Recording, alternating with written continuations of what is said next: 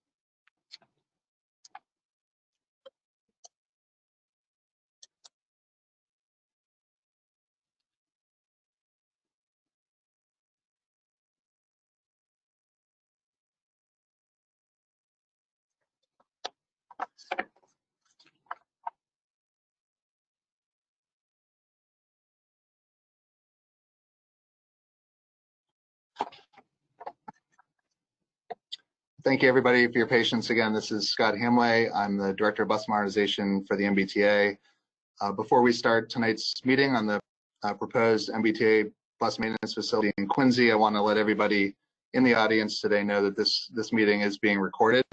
So please keep that in mind. And I want to apologize up front. We were out in the community in January, and I think our preference is always to do meetings such as this face-to-face in the community with the community. Unfortunately, due to COVID-19, we've been unable to do that, and we didn't feel like it made sense to delay this meeting any longer. We want to make sure that we're able to respond to what we heard from the community back in January, as well as to get back in front of you and give you an update on what our plans are. And we hope to be able to do these meetings going forward in the future face-to-face as soon as that's safe for all of us to do so. So I'll be giving the bulk of the presentation this evening. I just want to introduce briefly some folks who you may be hearing from later in the presentation who are here on the meeting with me tonight. We have the Mbta's Chief Engineer, Eric Studhoff, as well as the Mbta's Chief Real Estate Officer, Richard Henderson. I'm also joined by Alexander Markevich, who's the manager of the Bus Modernization Program, and a few members of there's Richard, and then a few members of the Jacobs engineering team. That's our consultant support for this program. Kogel Diekman, Lou Rubito, and Lydia Rivera. I do want to say that if anybody's having any technical difficulties during this meeting, they're not able to hear audio, or they're having trouble with the GoToMeeting system, if you please call Lydia Rivera. Her number is 617-851-1095. So the purpose of tonight's meeting is to present an update on our plans for the Quincy Bus Maintenance Facility with a PowerPoint presentation, as well as to discuss feedback from the January community meeting. And then once we're done with the presentation, there'll be a live question and answer session that we'll hold. And I'll describe that session, how that'll work in just a moment. Hopefully everybody can see my screen. Some of you may have taken the opportunity to view a recorded version of this presentation in advance of this meeting. It was pre-recorded and available on the Mbta website to allow people who were unable to participate at this time the opportunity to view the presentation and provide comments in advance. We did receive some comments in advance, which we will answer as part of tonight's question and answer session. So we'll begin with the PowerPoint presentation and then move into a question and answer. Before we go into the bulk of the presentation, I'd like to go over the Q&A process to ensure everybody's comfortable with using the control panel to interact with us. So during Q&A, you can press the raise your hand button, which you see here and should be visible on the right side of your screen in this yellow box here. When you raise your hand, we'll have a sort of a record of the order in which you raised it, and then we can call on you once the Q&A session begins. If you're not comfortable speaking in front of the entire group, you also can share a comment by entering it into the question field, which is shown here on your screen. And you can type those questions in. Those questions will be visible to everybody attending the meeting, and then we can take those questions as well, along with the raised hand questions at the end of the meeting. And as I said, we will also address the written questions that were submitted in advance after we posted the presentation yesterday. And again, if anybody has any technical difficulties, Lydia Rivera's number again is 617-851-1095.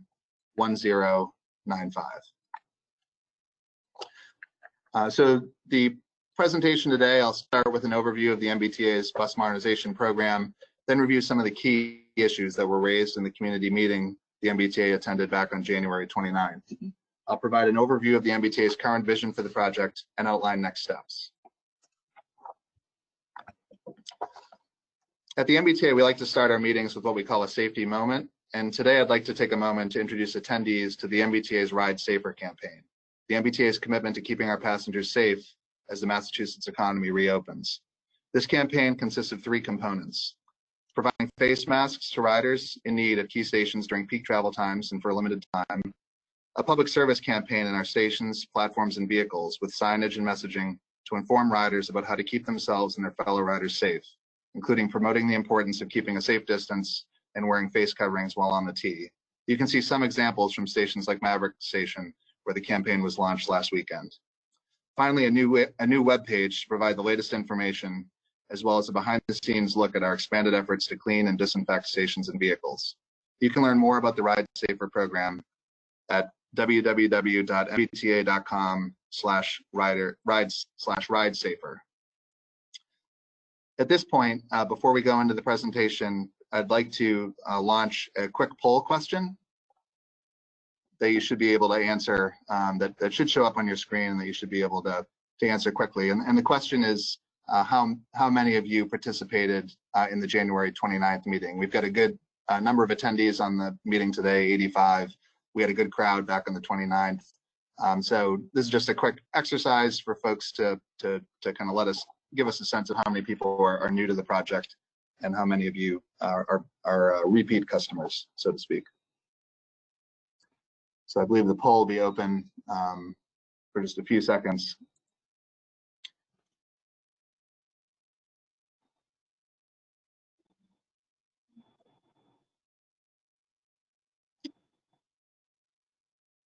Okay, so it looks like we've got basically an even split between between those who attended back in January and those who are attending today for the first time. So I think the next few slides will be a repeat for those who were in attendance before, but are going to be perhaps useful context for those who are participating for the first time.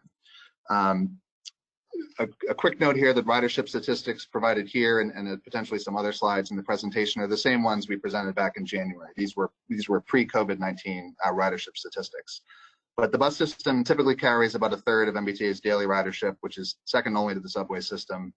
And while ridership loss has been significant across the MBTA in recent months, the bus systems actually experience smaller ridership losses compared to other modes, underscoring the critical role that it plays in the network. We provide this service with a fleet of over 1,000 vehicles operating over 170 routes. And with transit, we often, and at the MBTA, we often talk about the role that we can play in meeting what we call the 3 E's, regional goals for equity, the economy, and the environment. The MBTA bus system plays a critical role in providing equitable access to mobility.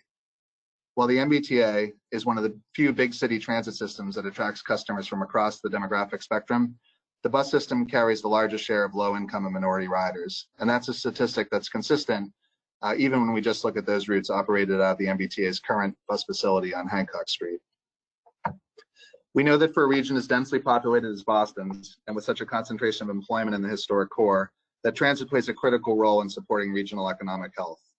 Even in the last several months, when the region's nationally recognized roadway congestion at least temporarily abated, the MBTA generally and the bus network specifically have played a vital role in connecting the essential workforce with their places of employment. Quincy's been a major focus of that regional growth in recent years, and the type of dense development in and around downtown Quincy is predicated on a reliable and efficient MBTA system. The bus is also a key component of MBTA strategies to reduce the transportation sector's impact on the environment. By providing more and better bus service, we can encourage more people to choose transit over driving. Our newer buses are cleaner than ever before, and the MBTA is committed to a battery electric bus fleet as that technology becomes viable. And the bus is part of the transit system that supports denser and more sustainable development, like the kind we just talked about in downtown Quincy. The MBTA has launched the Bus Modernization Program to support our bus system by investing in those facilities where our fleet is stored and maintained. The goals of this program are threefold: better conditions for our workforce so they can effectively maintain and operate our buses, additional capacity so we can increase service to meet demand, as our facilities currently represent a barrier to adding additional buses and therefore additional rush hour service, and finally to support the conversion to the zero emissions bus fleet I referenced earlier. In order to support this fleet of over 1,000 buses, the MBTA has 9 facilities around the region where we both store and maintain our vehicles. These facilities tend to be old and in need of significant reinvestment at a minimum, with the Quincy facility among the oldest, and in fact in operation as a transit facility even before the introduction of bus service in the region. I'll note here that the Quincy Bus Facility on Hancock Street is somewhat unique and that it operates more like a local or sub-regional facility. Unlike most of our facilities closer to downtown Boston, Quincy's routes overwhelmingly serve Quincy. The Hancock Street facility is home to 86 buses, and due to structural issues is only able to accommodate our oldest buses, as lower vertical clearances in the building prevent us from storing and maintaining any of the modern buses made after 2010, which have a taller vertical profile. The MBTA determined that it would be infeasible to rebuild the Hancock Street facility without temporarily moving buses to another location during construction, and also impractical, as a facility rebuilt to modern standards on this site, which could support the conversion to battery electric buses, would result in a reduction in the number of buses which could be accommodated there, and a resulting reduction in bus service. One of the challenges for the MBTA was finding a site that was as convenient to Quincy Center, from where nearly all of our routes originate from this facility. The MBTA identified the former Lowe's property at 599 Bergen Parkway as being almost as well located relative to Quincy Center as Hancock Street. We were invited by Ward City Councilor Brian Palmucci to attend a community meeting back in January to discuss our plans for the Lowe's site.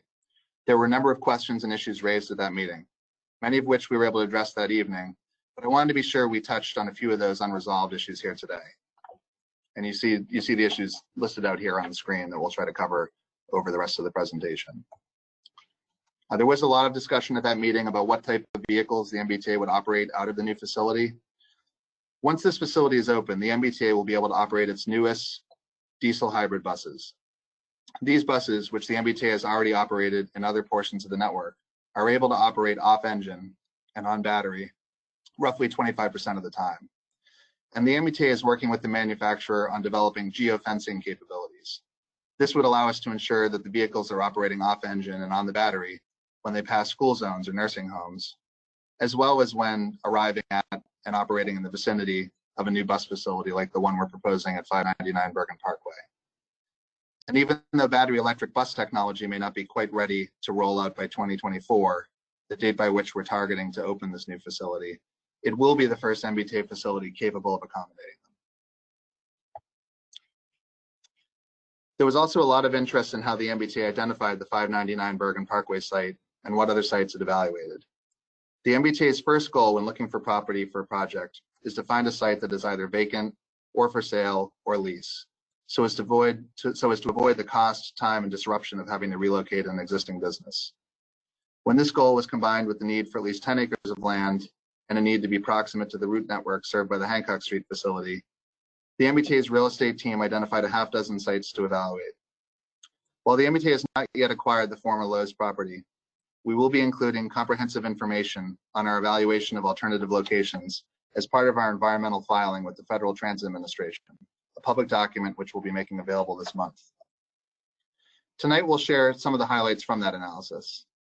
This map shows the existing Mbta bus facility on Hancock Street at the top of the map. Below that is Quincy Center Station. As I mentioned, the hub of bus service for the routes operating out of this garage.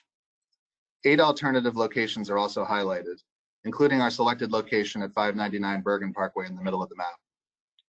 This map has been updated to include the locations proposed by the community at the January 29th meeting, in addition to those that we had evaluated in advance. Each site was evaluated against all of the criteria you see here, with 599 Bergen Parkway deemed the best option of those initially evaluated, particularly given its superior location relative to the Quincy bus network and the fact that it was property that did not have a currently operating private business. We did receive questions in January to look at the Home Depot and an additional location in Braintree. Although the Home Depot site, by virtue of having an existing business that would need to be relocated, is less preferable to the 599 Bergen site, its evaluation will be added to our federal environmental filing due to the comments we received from the community in January. While 599 Bergen Parkway lacked an active business, in order to create a second means of access to our facility, we were going to significantly impact the adjacent business to the north, Caniff Monuments. In response to public comment at the January meeting, we revised our plan to minimize the impact to that property owner, who we are in active discussions with. We have also initiated discussions with other adjacent property owners, and we'll discuss the project's relationship to adjacent properties in a few slides. Before we describe this new project, I'll mention that the Mbta entered into a lease agreement with New England Development last month. The purpose of that lease is to accommodate other short-term needs of the Mbta: storage of spare parts associated with the new red and orange line fleets, and overflow parking to support the acceleration of capital improvements at the Quincy Adams parking garage. In response to public comment on January 29th and concerns raised about pedestrian safety at the Bergen Parkway Penn Street intersection, both currently and during a future where red line overflow parking is occurring on site, the Mbta is advancing improvements to that intersection. These improvements include restriping of crosswalks, new signage, new pedestrian activation devices at the medians for stranded pedestrians, and new lead pedestrian intervals to give those on foot a few seconds lead time before concurrent vehicle traffic. That last feature in particular has been shown to reduce pedestrian vehicle collisions by over 60% in other implementations. The implementation of these improvements should commence within the next month.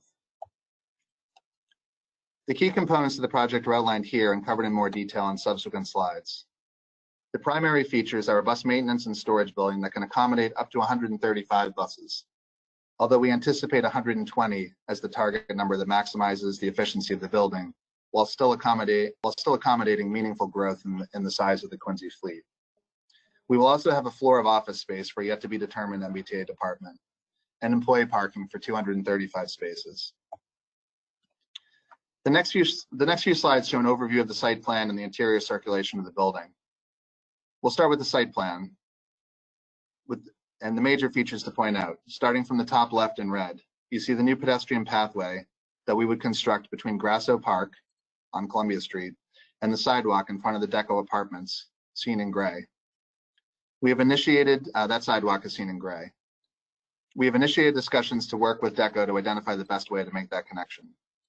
Across the street from Deco, we will be building a sidewalk intended primarily to serve Mbta employees accessing our building from the red line.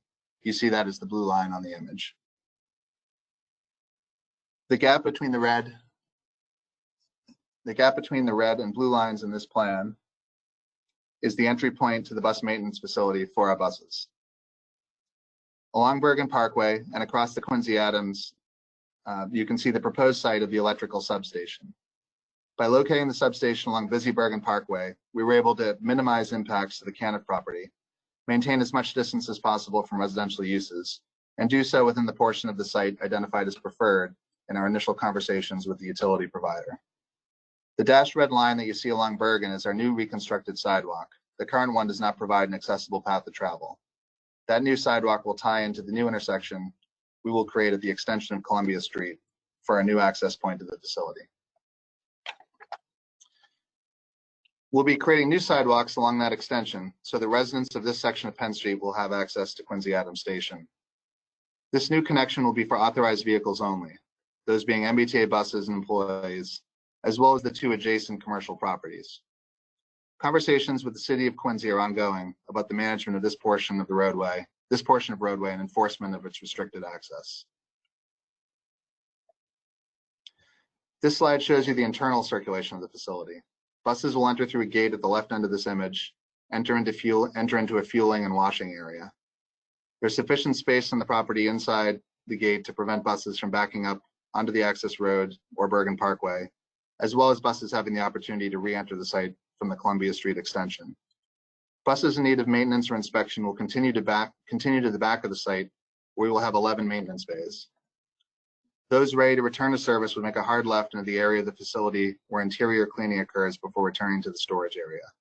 The long white rectangle at the top of the building in this image is the area where all the support functions will be: supervisors, employee break rooms, locker rooms, training rooms, etc.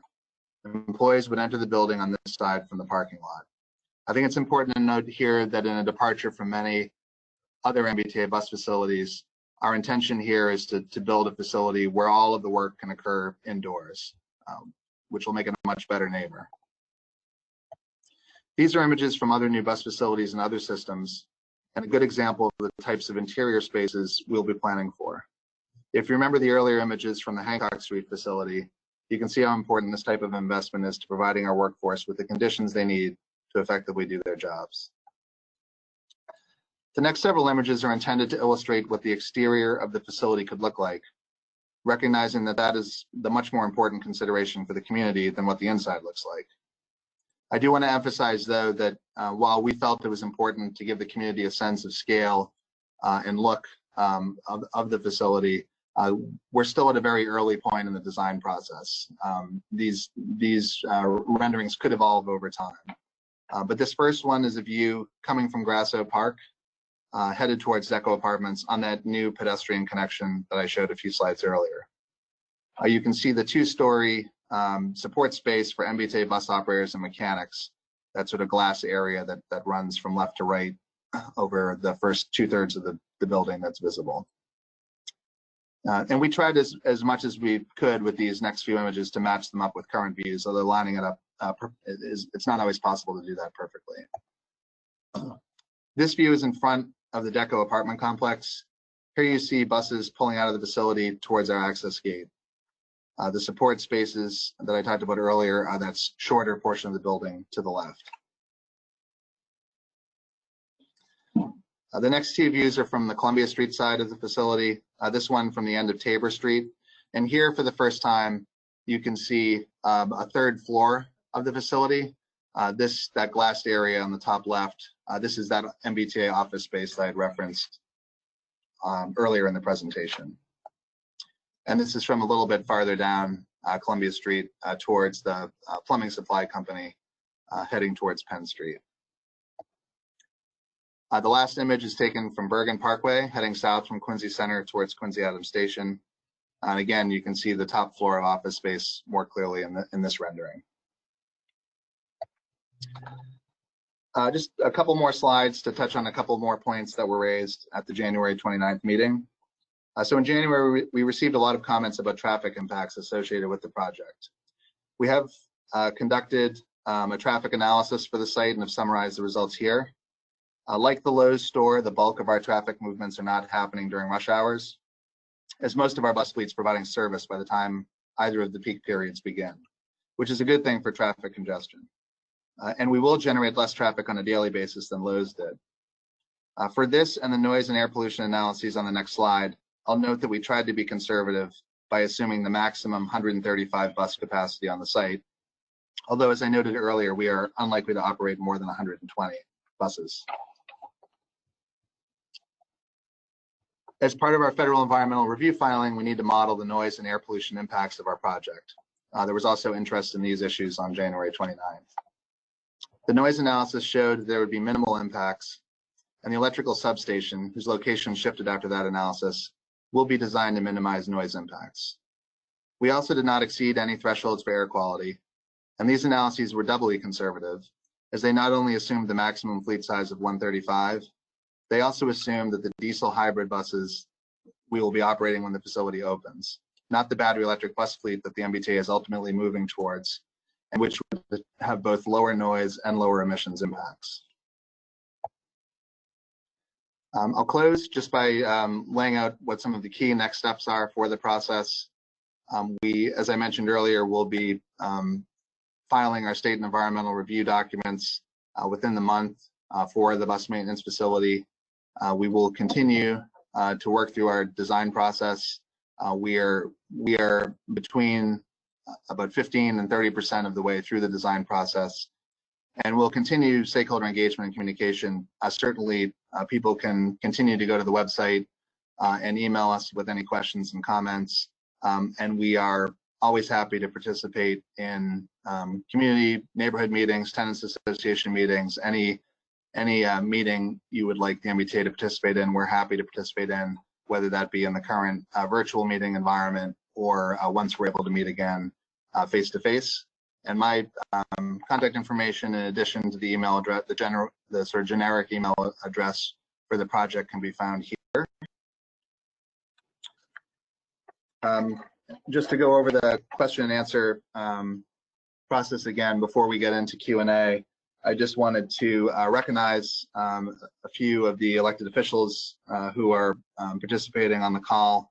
We do have the City of Quincy Mayor's Office represented by Frank Tremontosi. I see that Senator John Keenan is participating. We also have 3 city councilors, citywide councilors, Nina Liang and Ann Mahoney, and then Ward City Councilor Brian Palmucci, who are in attendance. I don't know that any of them have notified me that they'd like to say anything now, but certainly at any point in the Q&A, if any of you would like to comment, just send us a message and let us know, and we'll give you that opportunity to weigh in. I'll turn my camera back on. As I mentioned earlier, we'll be responding to questions and comments in the order that they were received.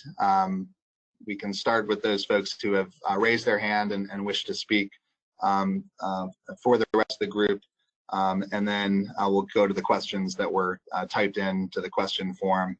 And at the end, if permitting, I would like to also review those questions and comments that came in after yesterday's posting of the presentation. So Alexander Markevich, who I had mentioned earlier, is with me here, and she's going to, I think, start to facilitate the question and answer process. Can everybody hear me?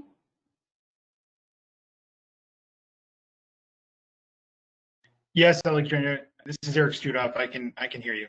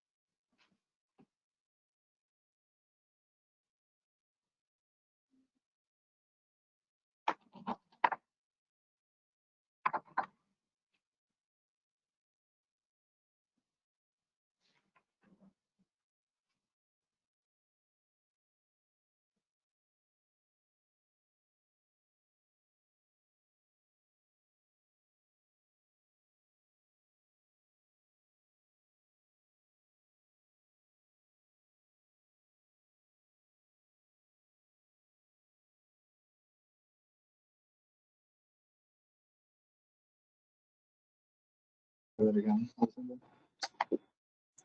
Larry, your microphone should be turned on. Larry. Larry, Okay. Hi, thank you very much. Larry Cretion. I live in Quincy. I'm also the director of the Green Energy Consumers Alliance. Thanks for having me. I know there's a lot of local concerns, people who live right around the facility that should be heard tonight as they were before. My organization really wants to see all electric buses proliferate through all of the MBTA system as soon as possible for the environmental impacts and also the long-term money savings that you'll have at the MBTA because they're cheaper to operate and maintain. I'm a little confused that you're building the facility so that it'll have the specifications necessary to support all electric buses, but you're planning on filling them at first with diesel hybrids. And it seems to me that if you buy a bus in 2024 and it might have a lifetime of 10 to 15 years, Quincy would not see all electric buses until 2039, which to me just is too far down the road. And I know there might be some concerns about winter operation in cold temperatures and so forth. We're seeing that managed pretty well in Norway and Canada, and that there are different ways of managing that issue. So I'd like to know what your plans are with the diesel hybrids and when you expect to be able to fill the barn with all electric buses. Thank you. Thank you, Larry, for that question. Yeah, and this is something we talked about back in January as well. I think that the MBTA right now is excited about two different vehicle technologies it's currently testing out of its Southampton garage. 5 of those are entirely battery electric, zero emissions operated buses that we're running on the Silver Line routes. And then we have another pilot bus, which is an extended range diesel hybrid bus. And we've gotten great results out of both of them. The battery electric buses operate significantly better, it has been our experience through one winter, in warm weather conditions than they do in cold weather conditions. These are buses that we're getting about 130 to 140 mile range out of on a charge, which is really good for most of our operations.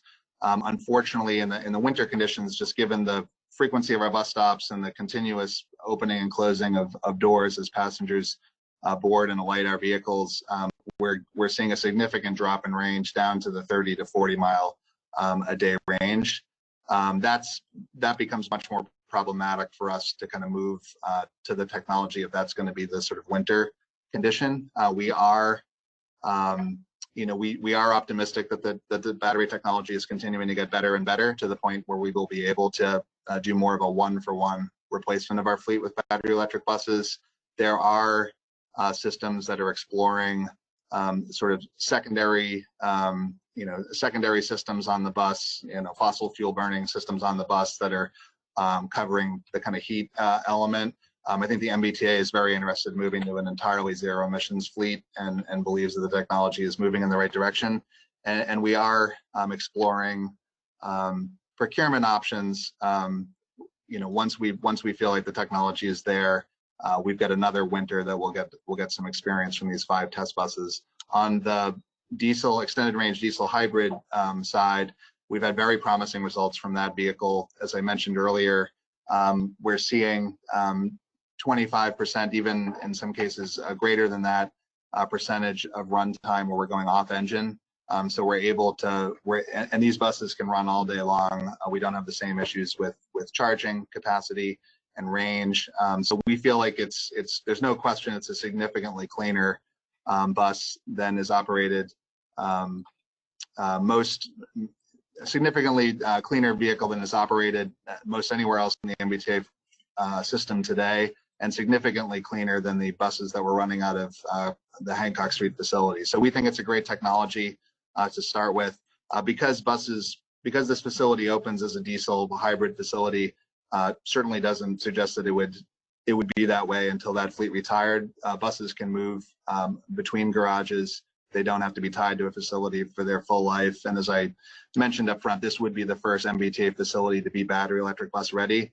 So it only stands to reason this would be the first place they go once that technology gets where it's going to. And we think it's close. Just we don't want to commit or give people the impression that we think in 2024, if this facility opens, then that we're going to be in a position to go there on day one. So I just wanted to say that. And then I think the first two people who we tried to go their hands, we had a technical difficulty, so we're going to go back to them. But I did want to mention that Representative Chan has also joined us at the meeting today, so he's also in attendance, and will let us know if he would like to weigh in. But Alexander, did you want to go back to the initial commenter? Sure. So, and apologies if I'm pronouncing folks' names wrong. Sajad Nafanchi. I'm going to try and unmute you, and you can go ahead and provide your question or comment. Yeah, sure. It's my last name is pronounced Raisi. I am Sajad. Thank you, Scott, and everybody else who gave us the presentation. I live next to with a few other folks actually who might be on this call on above Canif Stone workshop. So we are not far from this basically project that is going to happen. So my first question is, actually, and I should mention that I was not in January 29 meeting. I couldn't make it. So the first question I have is that I know that you don't need zoning. You don't need basically the citizens of Quincy, people who live in that neighborhood, approval to move forward with your project because you are a government entity and you don't respond to the city of Quincy. And as far as I know, there is pushback from the citizens. I know it was very compelling what you, I am an engineer, by the way. I am not a transportation engineer. I am a mechanical engineer, but kind of, you know, understood some of the things that the technical issues that you brought up and you try to respond to. And also wanted to say that, so regardless of what the feedback is, if you are happy or unhappy, you're going to move forward with the project because you don't respond to the city of Quincy and you don't basically you don't need zoning acceptance from the city of Quincy. So I just wanted to make that clear. If you have time, obviously I can have a conversation with you, but I just wanted to make that understand the first part of how it's going to be. Thanks, Sajad. Yeah, and that's all understood, and certainly I'm happy to have a dialogue outside of this meeting if that's something you're interested in starting. I would just say a couple of things. Certainly, the MBTA, you know, wants to be a good neighbor here and believes that certainly compared to a big non-local corporation that could have been on this site or may have been in the past. We like to think that we're a lot more accessible both to the community and to the elected officials that represent the community. And we've made efforts thus far to work with the city of Quincy and expect to continue to do that and work with the city and work with the other elected officials in the area. And finally, I think the stakes are pretty high for the MBTA here. You know, as I mentioned, this is the first investment in what we're envisioning to be a long process to modernize all of our bus facilities so that we can have modern facilities for our workforce, have the ability to expand service, and also to move towards a zero emissions future that we very much are targeting. If we come in here and deliver a facility that is a bad neighbor visually in other ways where we're not responsive to community concerns, that's certainly only digging ourselves a hole for the rest of this program. So I think the MBTA is very interested in doing right by the community at this location, and you know, we're looking forward to having a dialogue. But thank you for that comment, Sajad. And the next question is from, I'll go back to David Reich. I think that was another one where we had technical difficulties. I'm going to unmute you now. Thank you. I am here tonight representing Quincy Climate Action Network. And I would point out that you've already suggested that battery electric buses are quieter and they're emission free compared to the hybrids, and I'd also suggest if you want to minimize impact on the neighborhood, that would be an ideal choice, again, compared to the hybrids. I'm not sure we agree that the battery electric buses are would not work, given what Larry Cretion said about the ways to manage the range problems. But without arguing that issue, I would ask you to commit to reevaluating that choice between the hybrids and the battery electric buses in a couple of years, when you're actually going to order that equipment, rather than making the choice now when you don't really know where the technology is going to be in a couple of years. Yes, definitely, David. I think that, and one thing I want to just to build off of my earlier response to Larry, David,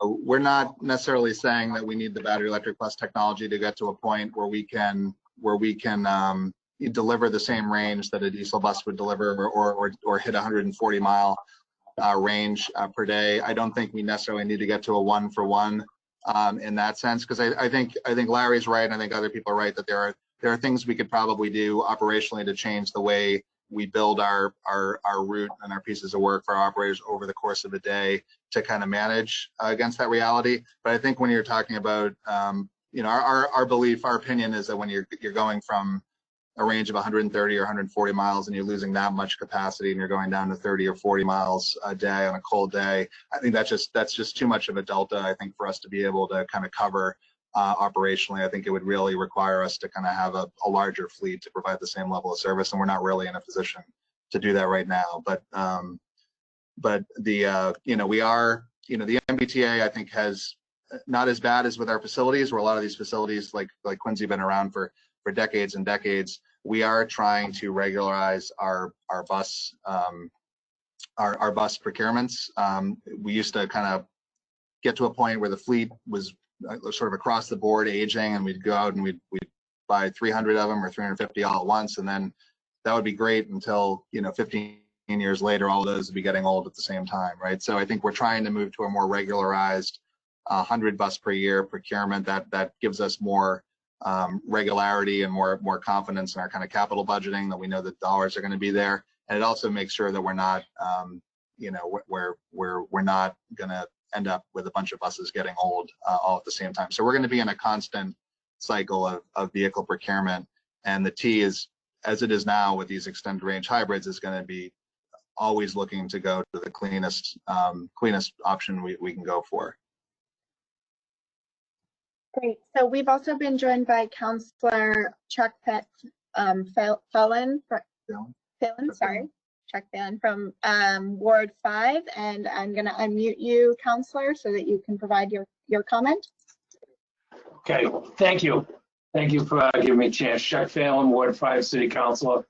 The area that is in question is really, represented by Councilor Palmucci. I am actually behind the Lowe's and heading, if you're looking at the Lowe's, I start going to the right, and also the old bus bonds down on Hancock Street actually comes into my area. And I would support going to anything to go to the electrical and all that. I think that's very important to cut down on the pollution and noise that the residents in the area will see. One question I had is, I like that you've done the sidewalks and you're putting the sidewalks in. Who is going to maintain those in the winter? Are those going to be cleared by the MBTA? I know sometimes when people put in sidewalks, unless they're cleared in the winter, particularly from people walking from that back neighborhood over to the MBTA station across the street, will you be taking care of the opening of those sidewalks, making sure they're clear of snow and ice in the winter? Yeah, so I think that the answer to that question, thank you, Councilor, for joining us tonight and that question. There's a lot of different, we talked about a lot of different kind of pedestrian features in the presentation earlier. There's the intersection improvements by DECO and by Quincy Adams that are going to be happening in the next month. There's the new pedestrian connection coming across from the Columbia Street side of the neighborhood from Grasso Park. That's certainly a facility that the MBTA would be committing to, as well as the sidewalks on our side of the property. Then there are some other areas where I think there are complicated easements and ownership rights where it's not clear yet, whose ultimate responsibility would be for snow removal. But that's part of the kind of ongoing conversations that we're having with the city of Quincy, as well as with some of the principal adjacent property owners, to make sure we get that right. Okay, and we're gonna take one more question right now from the raised hands, and then we'll read a few off of the chat box because we've had quite a few come in. So Rob Kanata, I'm gonna go ahead and unmute you now for your question. Hi, I had just a question / comment. Getting back to the hybrid electric versus the electric battery buses. Has the MBTA looked into en route charging as an option for transferring to an all-electric fleet earlier? So for example, the STM in Montreal, they operate the 36 Monk line, which has been pretty successful, and it's colder there than it is here in the winter. And what makes it successful is that instead of running all day long on the battery, they have charging stations at the two termini of the route. And so they work that into sort of the scheduling. So for example, if you have a driver break, right, scheduled in, you put the bus under a charger, it charges up for a while. And if you put that into your schedule, they get pretty good results with the buses that they've used so far. So I don't know if that's something the MBTA, so there's en route charging, there's also in motion charging, and you do have to install a little bit of infrastructure there, installing chargers either along the route or at the terminal stations, but it does let you kind of hedge against the range problem probably earlier, right? And it might make it more feasible. I think Montreal, their goal is to go almost entirely to this by 2025. So I think that's a technology. Has the MBTA looked into that? Is that something that's in the discussion? Yeah, it's certainly part of what we're looking at. One example is, I know where, the way our bus system is designed is a little bit different than a lot of other cities, in that our bus service is primarily a feeder service to our rapid transit network. Rob, as I'm sure you're aware, and a lot of those rapid transit stations are designed to accommodate that. So there's usually big busways and layover space at those facilities, passenger facilities. So certainly on situations like that where there's MBTA property, we are in discussions about how we can also set up places like Quincy Center, for example, places like Forest Hills, places like Ashmont, to be able to have some of that charging capacity there, because we do oftentimes lay over at locations like that. I also think that we're only one of the entities out there that is looking at moving to electric vehicles.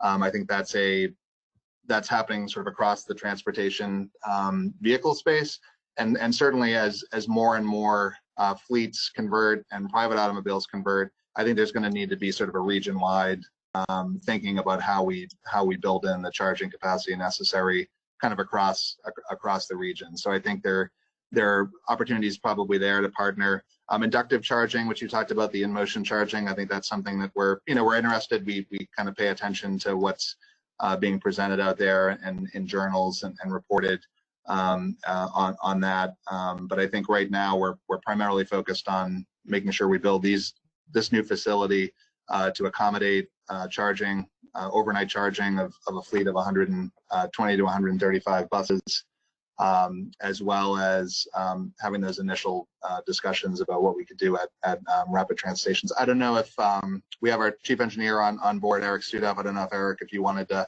add anything to that. I'll give you the opportunity here.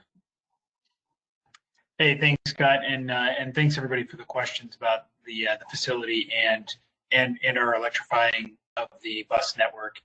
We are certainly all of the comments about the electrifying of the bus network are are aspects of our electrification study and the work that we're doing to consider our options for electrifying our bus network.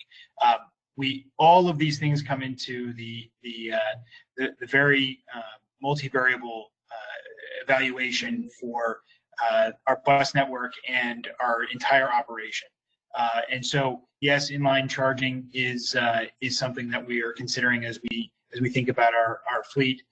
We are thinking about what the continual evolution of bus technology is as we start to think about the next wave of buses that we purchase, and the wave after that, and the wave after that. So we are continually evolving our thinking based on what the industry is providing, what we know our capabilities are for supporting the service delivery that we have, the safety of the operation, and the comfort of our passengers. So any and all of these technologies are on the table for us to evaluate. We are trying to build these facilities though to have the greatest level of flexibility for the vehicles as they may evolve, and we have the ability to build the facilities and the fleet to be the cleanest, safest fleet that the MBTA can provide service on. Thank you. I'll hand it back over to Scott. Thanks, Eric. Great. So I'm going to take a look at the chat box. We have a question from Councillor Liang about the anticipated timeline for the project. Thank you, Councillor.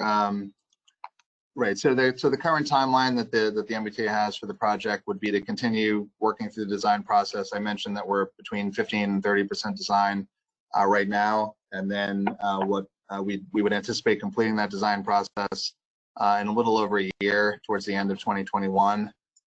In early 2022, we would target for the beginning of construction activities, and it would be a 30-month construction phase. So our goal would be to have the facility open in the middle of 2024. And at that point, the buses that we run out of Hancock Street today would be, the only buses we can run out of that facility would be 15 years old at that point. So they'd be starting to get into the age where we typically expect to start seeing reliability issues with them. So 2024 we feel like is a good year to target, so that we're not letting that fleet at Hancock Street get too far along. Great. And then next we have several questions from listener Karen Cobb, and this listener also has her hand raised, so I can go ahead and call on you if you'd like to articulate those questions, or just let me know if you'd like me to read out those questions. Karen, I'm unmuting you right now. Oh, I'll go ahead and read them out. Okay. So the first question is with regards to a handicap factored mandated parking spaces to make sure there's at least one wheelchair ramp accessible space per every 25 regular spaces. Okay, so yeah, so as part of the, I'm assuming this question is about the employee parking area, or is it about the, I guess, do we know if this is about the interim? I believe this is about the employee parking area. Employee parking area, yeah. So the parking lot has been designed to meet all applicable standards in terms of handicap spaces. We've got, I don't know if I have the exact number. I'll sort of look to the team to see if they can. We have 235 spaces altogether, but do we know that we confirm the number of? I think what I'll do, Karen, is I'm asking the team just for that detail, and then as soon as I have it, I will let you know how many spaces will be handicap placard spaces in the facility. And then just follow-up questions there to show the accessible paths of travel on the drawings. And the following question from Karen was, where are the EPA test study reports for noise and air pollution? If you want to just let people know about those being posted. Right. So on the last point, yeah, the target is for us to file our federal and state environmental review documents within the month. So as soon as those are filed, we will post them, as well as the federal and state agencies posting documents on their websites for public review. We'll also be doing that on our Quincy Bus website. So I would encourage you, Karen, to come back and look for that there. That we have 5. I'm being told we have 5 kind of handicap spaces at the 235 parking facility. I think at this stage of design, it's not clear to me whether we have something to show you that would lay out that accessible path to travel that we could pull up on the screen that would demonstrate that. But I see Eric. Eric's camera is on. I don't know if Eric wanted to weigh in here. Yeah, Scott, if I could, Yep. At the MBTA, I think everybody is aware that the MBTA is very much focused on making our system as accessible as we can, as quickly as we can. We are a legacy system. Our system, much of our system predates a lot of the codes and regulations that govern construction of the day today. But in addition to that, we are very committed to making our system accessible, and anything that we build new will be accessible. And so, to the greatest extent possible, we will have paths of travel that meet all accessibility, or perhaps even exceed accessibility standards. We will make sure that visitors to the building have accessible paths of travel within the building and to the building once onto the property that the MBTA builds.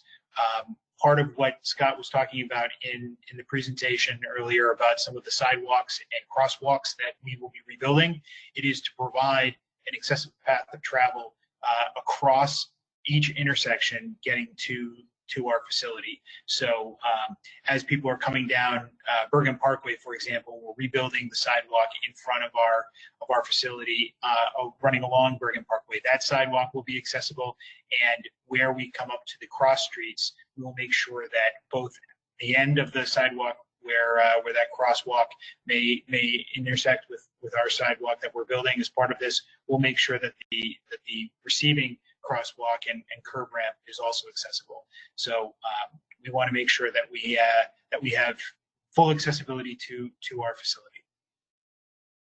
Thank you, Scott. Thanks, Eric.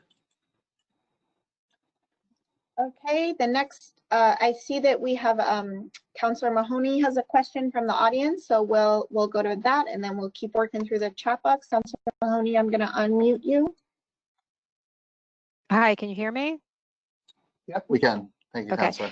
So I apologize. I did join. I was on, but I was multitasking. I was having to do a college event for my daughter as well. So I have a couple of questions on the site. Have you already taken over the Lowe's site? Yeah, so in the presentation I mentioned, Councilor, that back in May, we entered into a lease with New England Development. So we now have, the MBTA now has control of the site.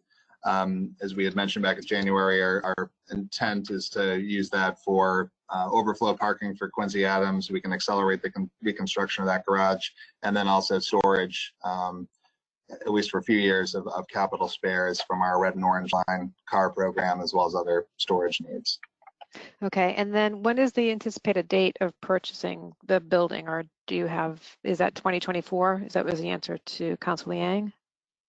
I think we'd want to have ownership of the site before 2024. That's, I mean, we would need to actually. We're looking to start construction at the beginning of 2022, so it would be well before that. We do need to wait until we complete our federal environmental review process before we can purchase the site. So the earliest we'd be able to purchase it would be the last quarter of this year. So I would say last quarter of this year or sometime in 2021, because we would be looking to start construction at the end of 2021. And the last question that I had, and you may not have the answer to this, and it might have to go back to the city, but the city of Quincy was collecting taxes on that location from Lowe's, from the owner that was passed through Lowe's, of about $600,000. Do you know if that is something that's still happening, or was that something that was determined in the lease buyout? I'm actually going to defer to Richard, Richard Henderson, our Chief Real Estate Officer, just to answer that question. I think I know the answer, but since Richard's here, I'll let him give it. Mm-hmm. Yes, so in the lease, we have actually taken over the payment of the taxes on the site, at least for the next several months. Okay. How the taxes work going forward will be subject to a process with the city. So for right now, we're paying the taxes. Okay. Also depends on when we take the site. And what is the plan for the old location, the old bus depot location? Scott, you want to take that? Sure. Yeah. So right now, I mean, we're obviously focused on advancing the design and working through the process at the new site.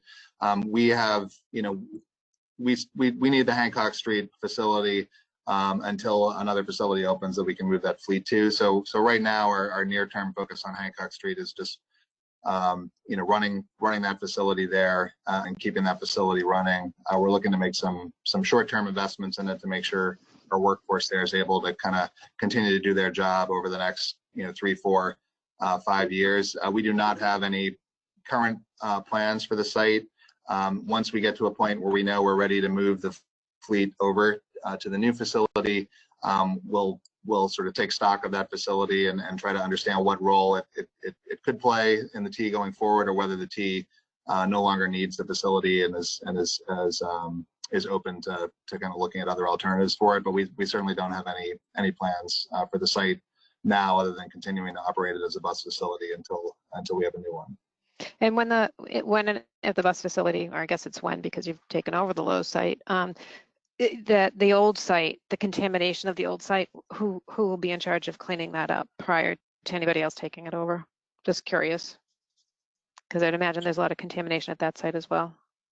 So in a scenario where the T decided no longer needed the facility and was going to put it out to bid, or is that the question? Yep. Or just yeah, I guess I'd look again to Richard on that one. I don't know if you've been experienced in that disposition process in other places to kind of know what the answer would be. I'm not familiar enough with that step, Counselor. Mm-hmm. I didn't quite hear the question, actually. It was a bit garbled for me. Sorry. That's okay. The question was, if you're no longer in use of the old facility, and it was you would sell it, or it was to go to somebody else, who's in charge of would the MBTA be the ones who facilitate the cleanup, the environmental cleanup of that site prior to whatever use it gets used for? Because I would imagine there's a lot of contamination on that site.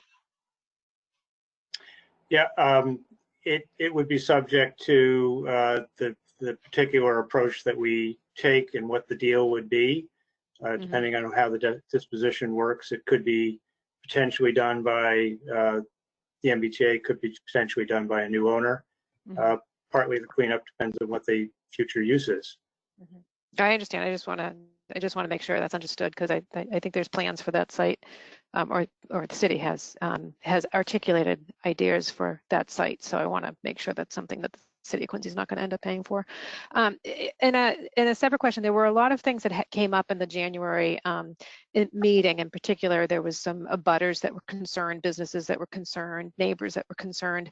Have all of those, and I apologize again, I was late to come on. I just want to make sure that were all of those addressed, and have you met with there's a particular business owner that I think was going to be impacted? Has that been something that's been dealt with? Yeah, so the way we had structured the presentation, Counselor, was to try to highlight what those issues were that came up in January, and then sort of run through them and give an update, or try to answer questions that we weren't able to answer before. So hopefully we did a good job with that. But again, this is, we're in early days, and we're certainly available to kind of continue the dialogue with the community.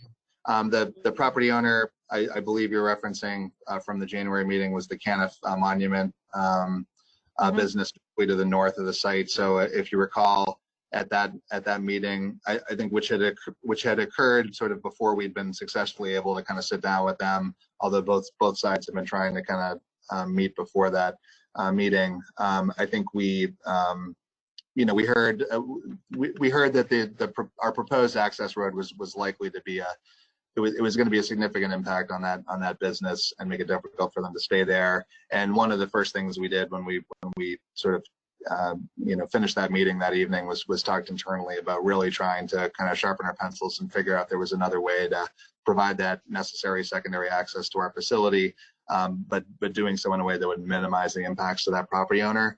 So we presented our revised plan for the Columbia Street extension, which would serve as that new access point for the site for us. and we minimize that down to as little as we think we could get away with to put that road in. And those conversations with the property owner are ongoing right now. There's nothing, no specifics I can report to you on how they feel about those changes, but we've shared those with them, and we are in active discussions with them. And I'll just, this might be a good point, Councillor, just rather than have my email address up there for the whole time, to just have, maybe this is a better slide to sit on, because some of the questions coming up I think are about access and circulation. And we also have a question in the chat box from Councillor Palmucci about the next steps in community input process and whether it's feasible to put together a working group of area residents to work directly with the T on this project. Okay, so that was the question. So Councillor, okay, that was the question. Okay, I was waiting for Councillor Palmucci's voice. The hand was not raised, but I can unmute. I will go ahead and unmute the camera. Yeah. So I think, you know, we're definitely looking to engage here. I think when we came out of the meeting that you had posted back in January, which was great, and I appreciate you you know, creating that space for us to come out and talk about what our plans were at the site. I think we're interested in continuing in the engagement process with the community. We had at the time said we wanted to come out and meet with even if it's smaller groups of folks to talk about the impacts in a more localized way. That we're happy to do that. You know, I think there can be pros and cons to a working group approach, but I'm happy to kind of have that conversation with you, Councillor, offline with my team, and really talk about the best way to kind of engage with the community. I don't know if is he unmuted now? Yeah, that answers my question. I appreciate that. I just seeing these slides for the first time tonight, I see some issues that I think some area neighbors would want to you know, to work with you guys through to make sure we minimize any negative impact. So I appreciate that response, and I will connect with you after the meeting and try to put something together with some folks. So thank you, appreciate it. Okay, great, thank you, Councillor, appreciate it. Thank you, Councillor. The next attendee that I'd like to call on, who also submitted the question in the chat box, is Robert Kearns. Robert, I'm going to unmute you. Robert, you're self-muted, so I can't unmute you. There we go. Hello, can you hear me? Hey, Robert. Hi, Robert Kearns with the Sierra Club Massachusetts chapter. I echo some previous speakers, including Larry Churchin and others. The Sierra Club Massachusetts chapter believes that the MBTA must be more aggressive at procuring and putting zero-emission electric buses into service. These are proven technologies, like Larry and others have said. Having these electric buses will reduce the noise and air quality impacts on the abutters in neighborhoods, as well as local EJ communities like the Fall River Basin in Quincy, Braintree, and Weymouth that are overburdened with air pollution, as these buses have no tailpipe emissions and are quieter. Over 450 Sierra Club members and supporters living in the area serviced by MBTA bus routes submitted comments urging MBTA to commit to electric bus purchases this fiscal year and all future procurements. At a time when this pandemic is deepening long-standing health and transportation inequities, it is critical that the MBTA stop investing in fossil fuel technologies and commit to buying all electric bus fleet in fiscal year 2021 and beyond. It's not enough for the T to say that they're working towards electrification without committing to a clear timeline and phased public plan to reach this goal. And we ask, and my question is there any ability the MBTA could, with this proposal, commit to having these buses in the facility and operating, as well as commit to speeding up the process of building this facility in order to be able to have these buses on the road? Thanks, Robert. Yeah, so I think the MBTA is interested in moving as quickly as we can, both with this facility and with a conversion to battery electric bus technology. With this facility, as I mentioned earlier, we really, the clock really is ticking on our Hancock Street facility. So we're we're as motivated as anyone in trying to move this thing forward. But it's a process that takes time. It takes a lot of coordination with stakeholders. It's not something we can expedite. We don't believe much faster than the current targeted opening date of mid-2024. And that's the easiest answer as to why the MBTA is not currently procuring buses. Which once we enter into a contract to buy buses, we can have buses kind of arriving on site, within a year. So we don't have a facility to put any battery electric buses right now. We've got 5 pilot buses at Southampton Garage. For a small number like that, we can squeeze them in. We can figure out how to get the charging capability in there and infrastructure. But for an entire garage fleet, we're not in a position to accept vehicles like that yet. And like I said, this range issue is a real one right now with the technology. We're optimistic that it is going to continue to improve, and that it won't be too far beyond 2024 where we'll be able to begin bringing on battery electric buses in large numbers. But certainly in the near term, if we're going to be looking at a reduction of 60-70% of kind of per charge mileage capacity, we're just not in a position to kind of commit to opening this facility that way, because even at this expanded 120, 135 bus fleet, we wouldn't be able to accommodate a fleet large enough to allow us to continue to run the service we run today at those kind of numbers. But again, we think our commitment to move forward with our first major bus facility construction in a generation as a fully committed battery electric bus ready facility is a statement of the authority's commitment to this. This is not a $0 add-on to the project to make this facility battery electric bus capable. We think that is a strong statement. Certainly, we've had higher level policy documents like the MBTA's Focus 40 plan that have identified a commitment to moving the MBTA to zero emissions vehicles on the bus fleet. So we have made statements to that effect. And really the only thing holding us back now is just making sure that when we make that step to go to this new technology, that we're able to kind of continue to provide the service we provide today to our customers. I'm going to go back to a question from the chat box. Does this plan anticipate that the northern section of Penn Street, north of Caniff, will remain closed, dead-end street as it currently is from ML? Yeah, so our number one priority with the new connection at Columbia Street Extension to our facility is to make sure we're not creating an opportunity for cut-through traffic.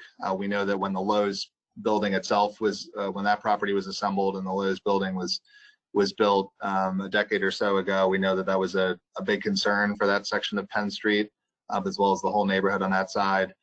We're certainly not looking to create a problem there. We do need to provide access for ourselves and the 2 adjacent commercial properties. And I think we're interested in working with the residents of that section of Penn Street, the city of Quincy, the 2 commercial properties, to try to figure out the best way to manage access to that roadway. In the graphic that I showed you earlier, we showed that as sort of signs that said authorized vehicles only. Obviously, signs are, they're not going to do a lot without enforcement, and oftentimes something of a physical nature is needed to really prevent cut-through traffic. So I think we're interested in sitting down in a smaller group, similar to what Councilor Palmucci had recommended, and maybe sitting down with residents on that stretch and working with the city and the adjacent property owners to figure out the best solution so that we're not creating a new problem for residents here. Okay, and there's another question from the chat box from Nathaniel, who also has their hand raised. I'll unmute and see if you would like to ask that question.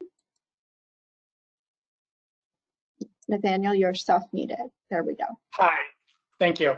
My name is Nathaniel, and I'm commenting as a MBTA bus and train rider, and I have sort of 2 or 3 questions, so I'll let you answer the first one before I move on. But the building design looks great, looks very cool, and I wonder if there's any provisions for public tours in the new facility? So, Nathaniel, are you going to ask you were going to ask multiple questions at once, or do you want me to take them in turn? Is that? The second question is a little bit longer, so I think this one's a shorter answer. Yeah, so it predates my experience at the T to have a new bus facility open. I see no reason why we wouldn't, before we turned on the facility and opened it, that we wouldn't give the community and other interested parties an opportunity to see it. But it's been a while since we built one of these, and I'm not as young as I used to be, but I'm not old enough to have been at one of those ribbon cuttings. But here's Eric, who's also not that old, so maybe he has the answer. Yeah, so in short, yes, we absolutely want to bring the public through the bus facility to give a tour of what this looks like. We are hopeful that this is something that we are going to shout from the rooftops, that we have built this fabulous facility, and it can be something that the Mbta, the city of Quincy, the whole region can be proud to say the Mbta built and is part of our infrastructure and our network. I'll stop short of saying we hope it's an award winner, just because that comes with some added costs. But certainly, if we can make this an award-winning, whether it's LEED or other Envision style award-winning facilities, we want this to be something that is cover of magazine worthy, and we want to show it off to industry professionals and the community alike. Great. Thanks, Aaron. Thank you. Do you mind if I ask the second question now, or did you want to follow up? Yeah, no, that's Okay. Go ahead, Nathaniel. Yeah, thank you. The building looks great, and so I hope you do show it off.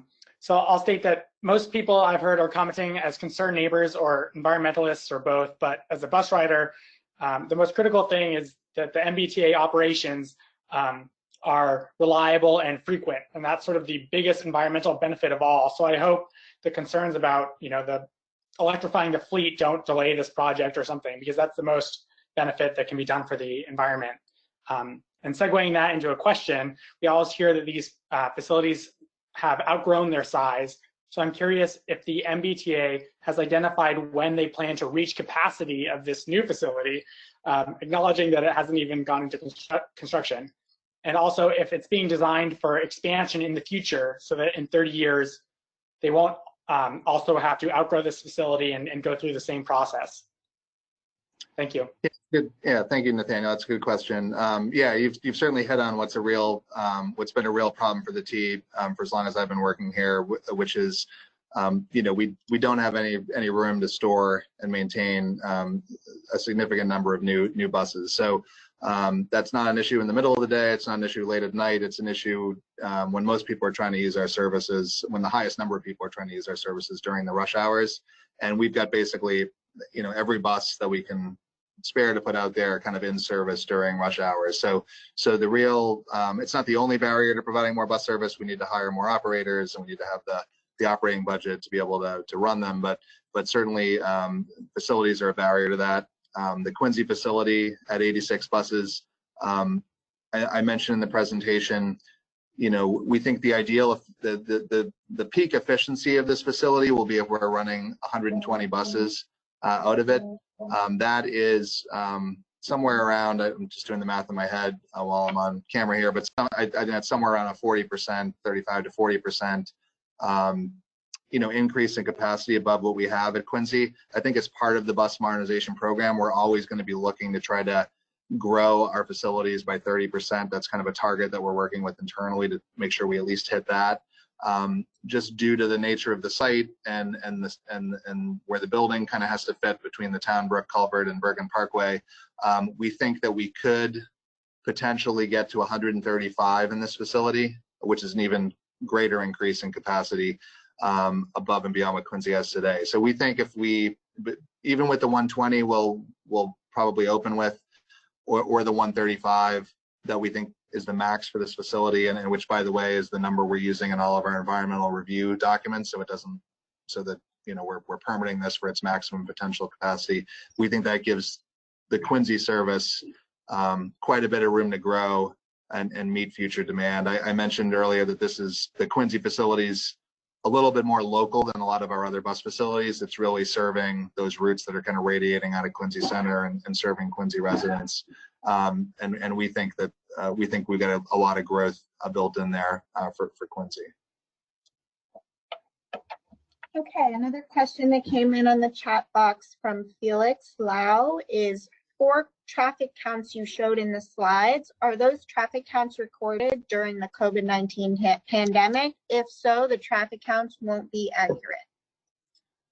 Right. Yeah, no, that's a good question. Yeah, so those traffic counts were taken last summer. They were taken July and August of 2019.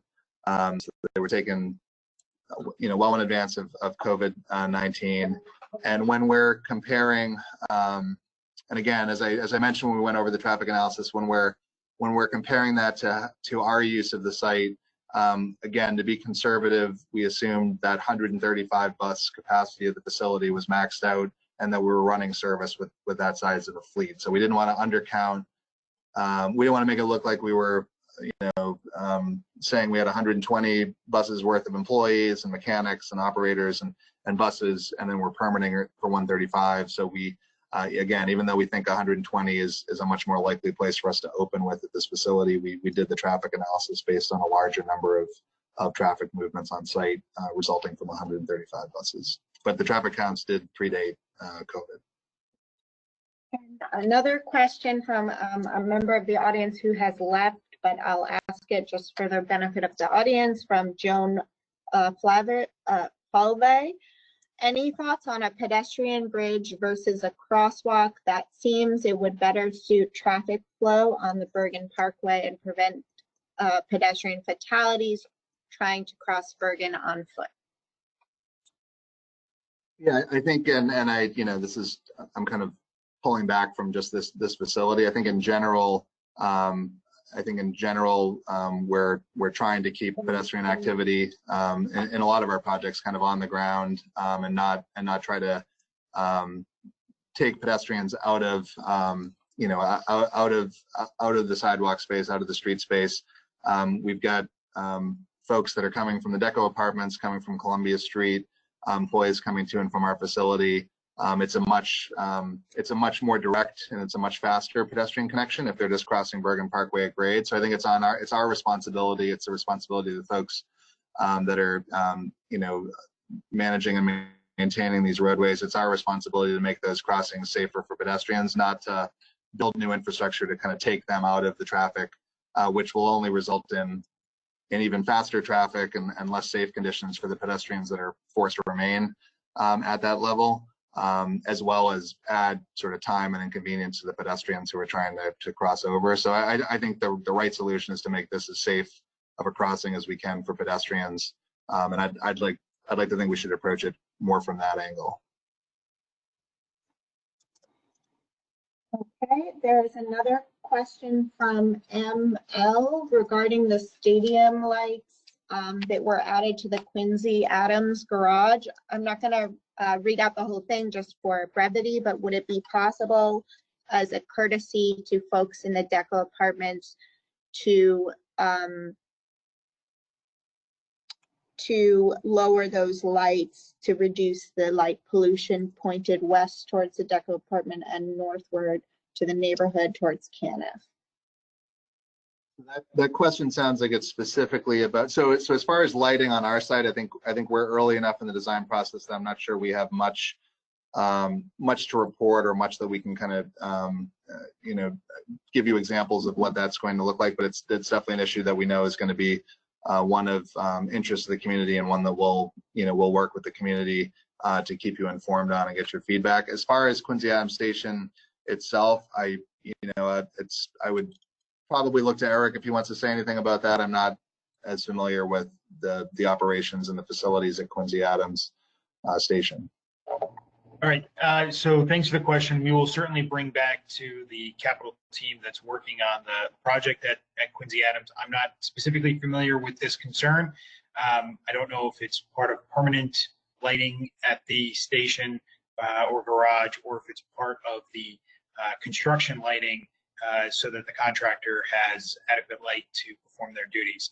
One of the many concerns that have been raised by our ridership over the years has been lighting concerns at our parking facilities and on our stations, and it is an area where we are focusing on safety and what adequate lighting does for the safety of our passengers and the accessibility of our passengers at our facilities.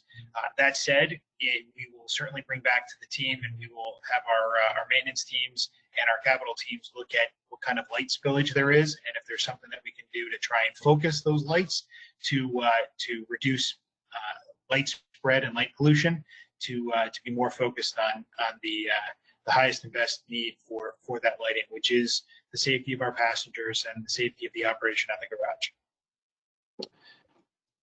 Thank you, Eric. And I think just since we have him on the call today, so Lou Rubito is one of our team members from Jacobs Engineering that's helping support the Mbta on this project. And again, we're early days in terms of our kind of lighting plan for our facility. But since Lou's here, I guess I would invite him if he can get on and just share kind of what the thinking is right now and how far we are into the design process on lighting at the actual bus facility. Thank you, Scott. Can you hear me? Yep, I can hear you. So the lighting for the facility we've kind of looked at, kind of broke it up into two areas. One is the lighting for the parking area, and the other one is the lighting for the path from Grosso Park to Deco and then onto Quincy Adams Station. So for the lighting in the parking lot area, we've tried to provide roughly 2 to 3 foot candles of lighting for the parking area. And right now, which is adequate lighting for this area and meets current lighting standards. And then for the section from Grosso Park to Deco and then on to Quincy Adams, we're proposing low pedestal lighting or bollard lighting to light the path.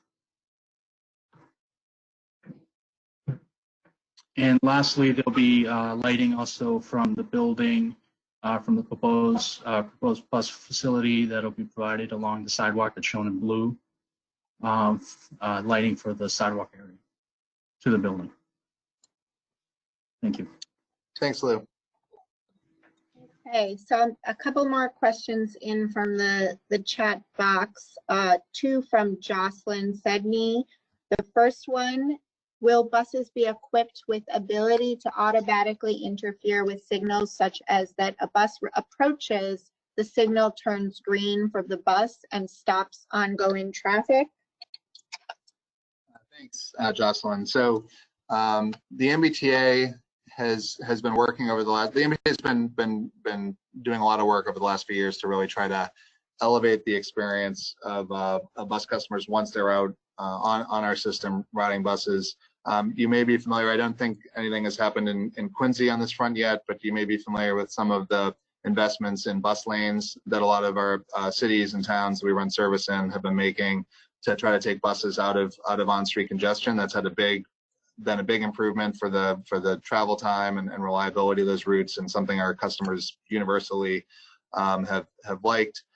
There's another part to that improving operations, which is working with the signal systems on those roadways and coordinating bus movements with those signals. What the T has been working on in the last few years is trying to advance transit signal priority.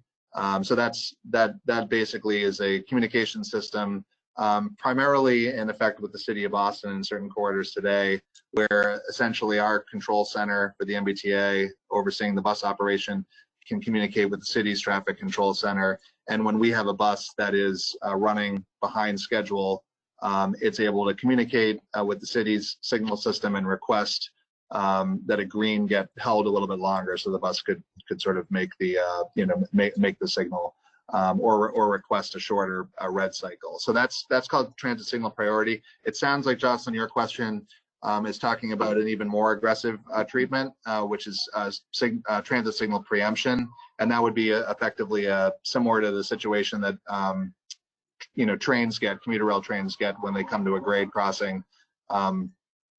out in the suburbs or even in places like Chelsea or Medford, where that vehicle is getting the green light essentially every time it shows up at a railroad street crossing. So transit signal preemption is not something that the T has implemented yet. To my knowledge, we are working, however, with a lot of our municipal partners to try to advance transit signal priority, which we think is a good first step towards what you're describing. And so the next question from Jocelyn, and I'm going to combine it with a couple other questions, is about the visual look of the building and the site, and what's the building, is visible and large, and what are the efforts being made in terms of design to be creative with the attractiveness of the building, and then whether or not there will be, what other green features there will be, including a green question about a green roof, which would positively impact the environment. And there are several other questions in the chat box about the landscaping around the site. So maybe we can address all of those questions together. Yeah, no, I think this is a great point in our process to get those kind of comments from the community. As Eric Studhoff mentioned a few minutes ago, we are hoping that this project can qualify for recognition through LEED or Envision, a couple of programs that recognize sort of excellence in sustainability and environmentally friendly design and facilities.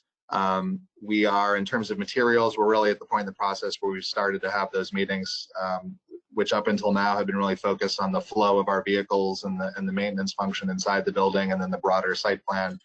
We're starting to really talk about materials and sustainability at the facility level. So it's a great time to get those comments.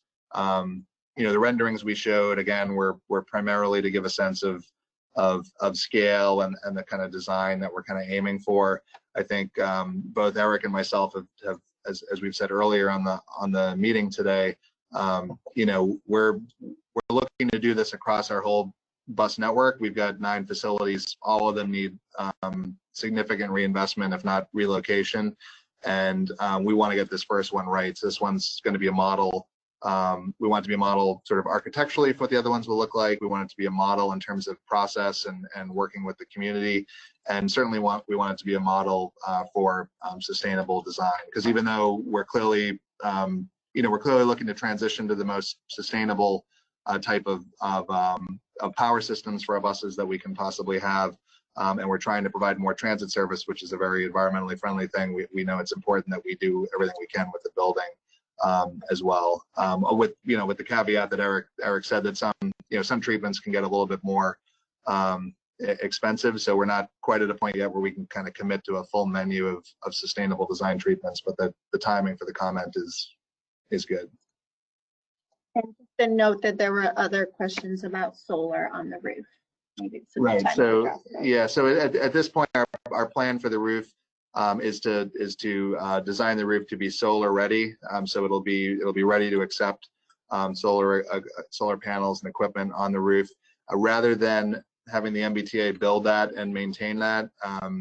It's a cleaner exercise for us if we make the building solar ready and then sort of put that opportunity out to bid to the private sector. So that's our current thinking with the facility. We anticipated having solar, just not solar that'll be sort of MBTA owned and maintained.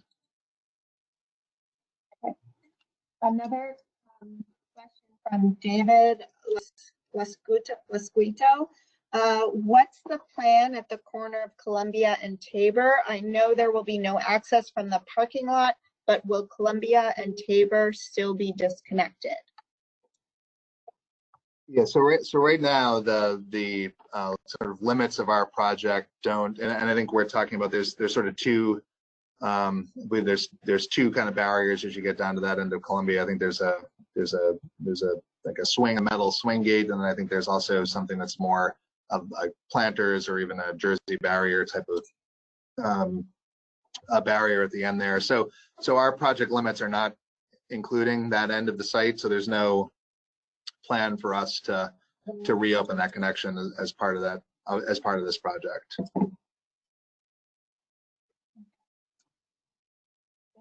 Taking a look at the additional questions, John Flynn, do you want to ask your question verbally?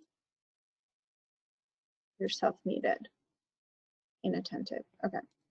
We will move forward then. From Ray Tatvasis, along the walkway besides the parking lot, Columbia Street to Deco, one side is the pretty fence and the parking lot, and the other side is a wild forest. Will there be a grass buffer that'll make it look more park-like? Yeah, so I guess on that question, and I might ask Lou to get ready to kind of build off of this. I think, you know, what you see in the renderings again was something that we put together that we thought would be helpful for people to understand how this all fits together and looks from the community perspective. You know, but don't want to suggest that sort of width of walkway and relationship on either end is exactly how things will kind of ultimately look. And we are, as I said, sort of between 15 and 30% design. So we still have a lot of work to do to flesh out these ideas. I don't know, Lou, if you're still with us, do you want to talk a little bit about what the current dimensions and thinking is for that pathway? Sure, Scott. Yeah, right. So right now there is, as you mentioned, you know, really the driveway, the parking lot's on one side, and we do have that wide sidewalk. As of right now, we're showing really just the wall on what would be the south side, so generally along where the resource area is, and then on the other side it would be a fence. We can look at, as we continue to move the design forward, we can certainly look at widening that and providing a grass buffer. To really provide an effective buffer, we probably need to get something in the order of 3 to 4 feet, so something can be maintained. But it's certainly something we can continue to look at as we progress with the design. Thank you. Okay, now we'll go back to John Flynn. I'm going to unmute you now.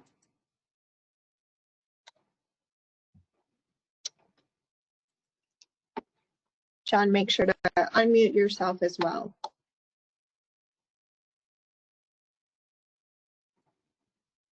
Okay.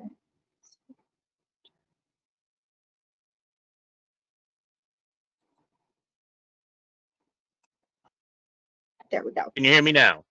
Yeah, we can hear you, John. Hi, this is Jay Flynn from Transit Matters. I'm the bus lead for Transit Matters. And you mentioned earlier that you're looking at en route charging, but you've made no steps to actually test en route charging. And we have a problem with that at Transit Matters, because our feeling is the only kind of bus you're testing is the kind of bus that is least usable in our climate. We have existing wiring in the Cambridge, Watertown, Arlington area, which there are no plans to our knowledge for you to utilize to potentially test in motion charging. And Quincy, for example, is probably the single best example of a good place to put en route charging, because you could put a whole bunch of chargers in Quincy Center Station and charge many lines off of there. And I'm wondering why you haven't already started testing either en route or in motion charging, and do you have any plans to do so? Yeah, we certainly will, Jake. I think the answer to that is really that whatever our mix of charging strategies are going to be, and I think it will be a mix. It will not be exclusively overnight in facility charging. I think it's going to have to be a mix of a lot of the things that you and other attendees have mentioned. But certainly we're in no position to support a battery electric bus fleet that is only getting charged out in the service, unless we're kind of recreating you know, an overhead catenary system like we have in the Cambridge and Watertown routes. We're going to need to have facilities at Quincy Center and at Alewife and Malden Center and all of those big bus hubs, but we're not going to be able to support a battery electric bus fleet at those places alone. We're going to need to significantly rebuild our facilities, and we can kind of do it halfway and try to create space in another garage to do a little bit of charging for a small portion of the fleet, or we can take the strategy the Mbta is taking, which is committing to converting all 9 of its facilities to battery electric bus over time, starting with Quincy, moving as quickly as we can with Quincy, and as quickly as we can move with Quincy is probably still going to put the MBTA ahead of the technology in terms of being able to be supported, even even with en route charging and overnight charging. So I think the MBTA is exploring opportunities and evaluating different strategies here, and I think we're doing it in the logical sequence of steps, focusing on what the critical first steps are in this analysis. Okay, we are at about 7:10. There are a few other questions, 3 of which are from Robert Kearns, who I think had a question earlier. I can unmute you, Robert, if you'd like to speak those questions. And one of those is also a question that other folks have about bus rapid transit and transit priority in Quincy. So Robert, I'll go ahead and unmute you in case you want to speak. Thank you.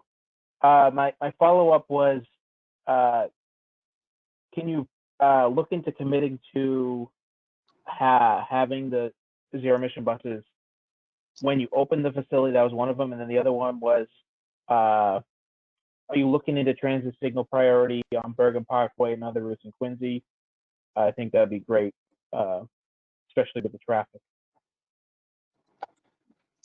Yeah, thanks, Robert. So on that second question, I think that's a really good point. I think when we started looking at bus lanes at the MBTA and transit signal priority, we really tried to focus on where the sort of passenger volumes were highest. We felt like that gave us the strongest argument in kind of working with either stakeholders who weren't interested in some of the choices that were required in order to make those investments, as well as bringing our municipal partners along.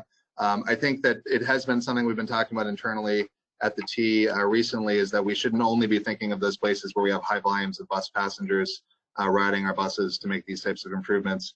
We should also be thinking about the access, to and from our facilities, because that's ultimately where all these bus trips are starting, or at our facilities. So I think that's a conversation that I think we're happy to engage with the city of Quincy on. And I think that's a really good suggestion.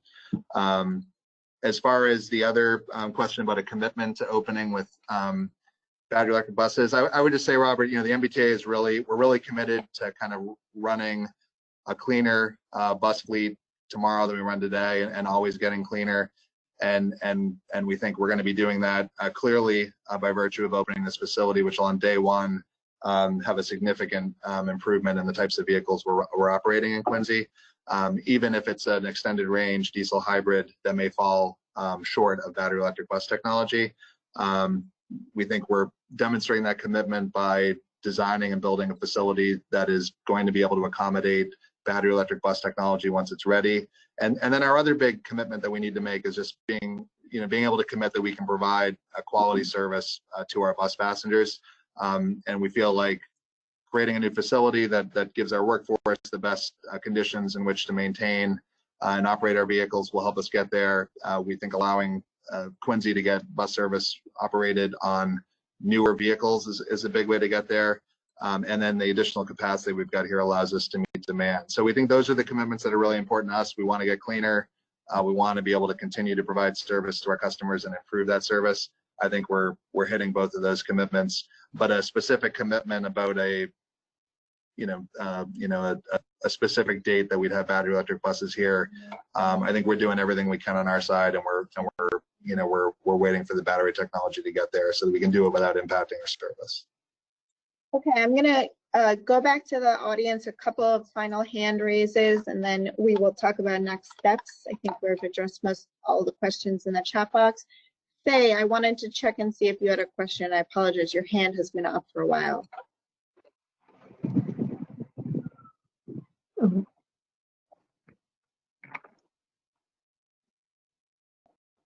Faye, do you have a question or a comment? No, I put it in the chat and you answered.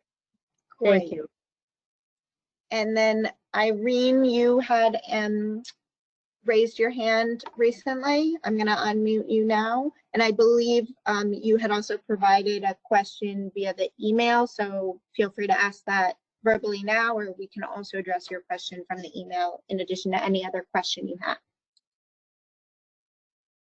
And make sure to unmute yourself. Hi, thank you so much. Yes, I just wanted to ask, because I arrived a little late. I don't know if it had been addressed, but you've accommodated pedestrian access from the neighborhood through that sidewalk path, but there is no indication that there will be bicyclist access through the facility. And the existing parking lot provides a very low stress route for cyclists to access the MBTA station, either to ride the train or to move through the station out the new Independence Ave gate to access other places by cycling. So is there a plan to make that into a shared use path as opposed to just a sidewalk? I'm not sure if you're aware, Quincy has an ordinance that prohibits bicycling on sidewalks. So if it is just a sidewalk, it won't be an accessible route for bicyclists. Yeah, so this, so Irene, thanks for the comment. So this pathway that we show on the site plan, let me just move my webcam out of the way so I can see it in red here. So this is going to be on our property, and you know, so we can operate it sort of how we want to operate it. I think our intent is for this to be a combined shared use bicycle pedestrian friendly pathway. So that's how we're envisioning this connection in red coming through. Obviously, at some point, either in today's condition, if a cyclist is crossing the parking lot, or in our future, at some point, those bikes do need to either be on a sidewalk or they need to kind of drop down onto actual Penn Street. So where our extension of this pathway ties in with Deco, I think it's, you know, then it becomes you know, less of a question that we can kind of answer definitively. But yeah, we're making that accommodation for both bicycles and pedestrians.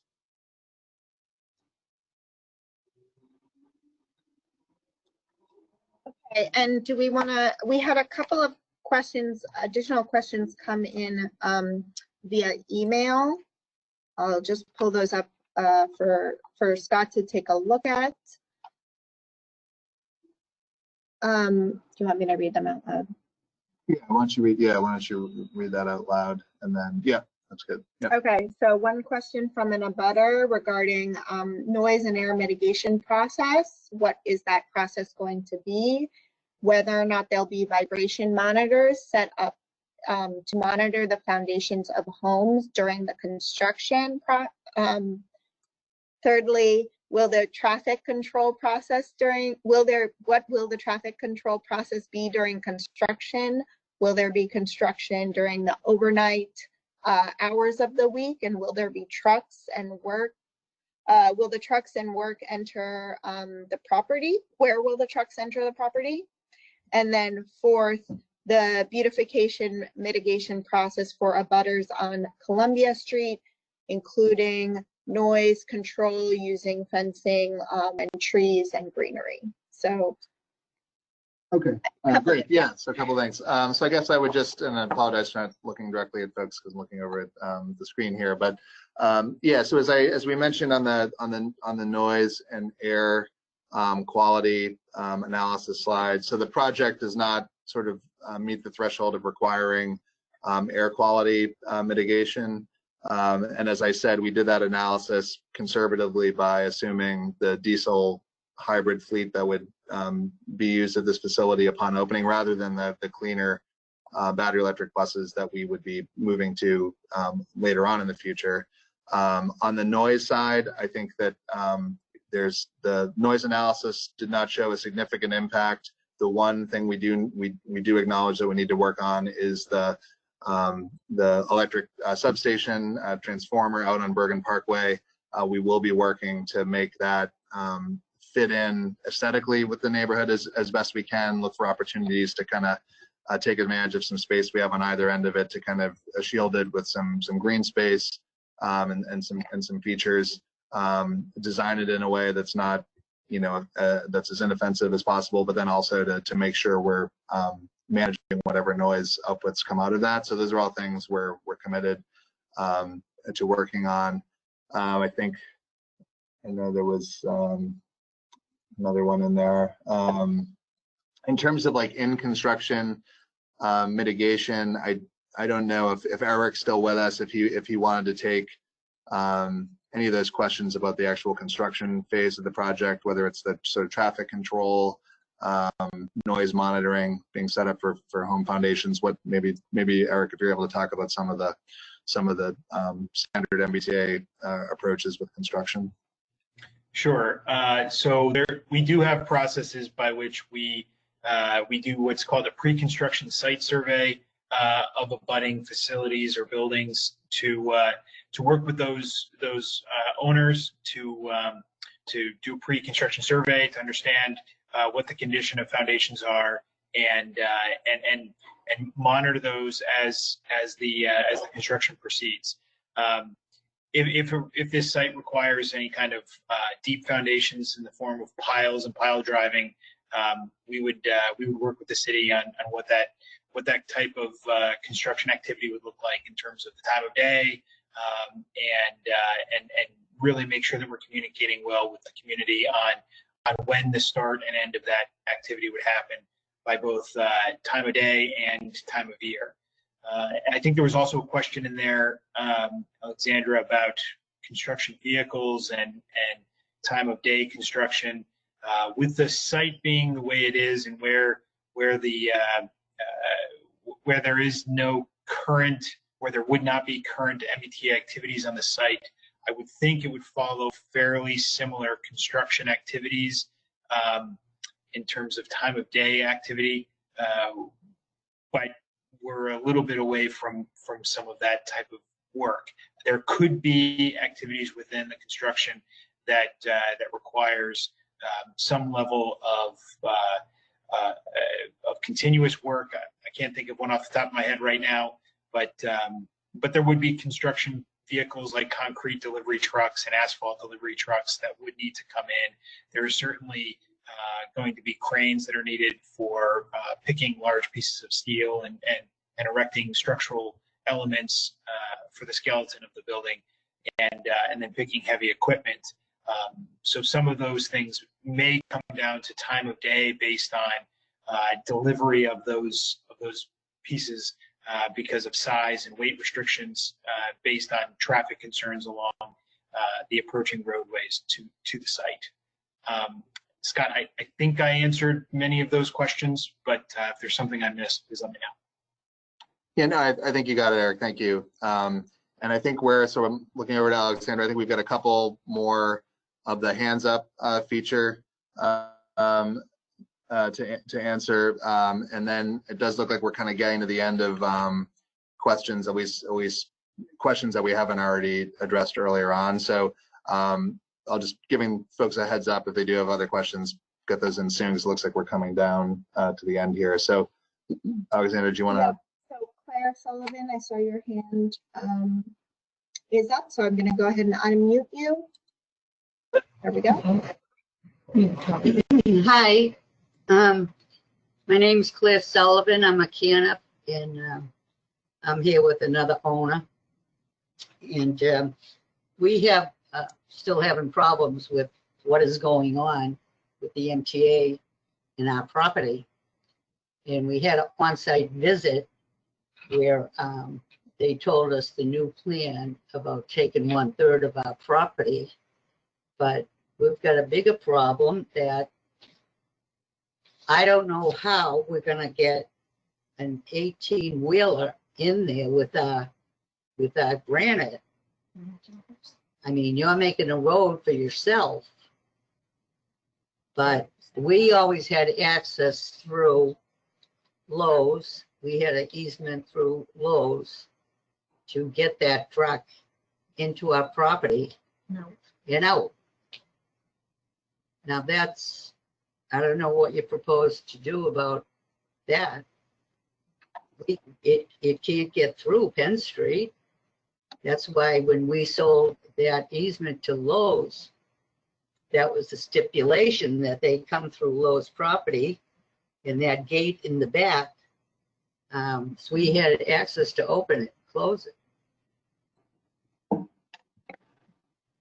Yeah, good. So Claire, we had met, I think after the meeting in January. So good to hear from you again. I know that Jamie Rush and our real estate team have been in discussions with you. I think I would just, on behalf of them, I would say, I think we're happy to come out with our team and sit down with you, looking at some drawings and plans, and to sort of make sure we understand your operations and what your needs are and the types of vehicles, and to make sure that you're still going to be able to obviously access your property. So that's something that, if it hasn't already been offered, offering it now. And I guess I'd look to, Richard, if you wanted to jump in. I know it's been, I think it's been Jamie Rush that's been the primary point of contact with you and the family, Claire, but certainly, certainly Mbta is happy to come out and sit down with you and try to understand your concerns and try to answer some questions. I see Richard's joining.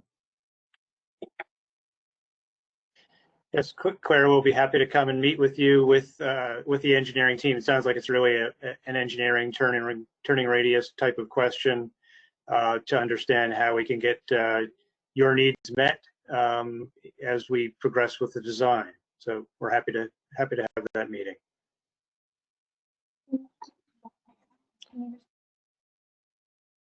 Oh, thank you, Richard. I don't know if that was it for Claire. If Claire, I mean, and Claire certainly, reach out to me directly or to Jamie to set that up, and we want to obviously keep the dialogue going. Yeah, that's one of the issues, but that's going to be a big issue. I mean, we're losing enough money by property got taken, and we got so much granite there. I mean, this could be $1 million problem. Yeah, I think it's, sorry. If we can't get our granite in, we're out of business. We've been in business 124 years.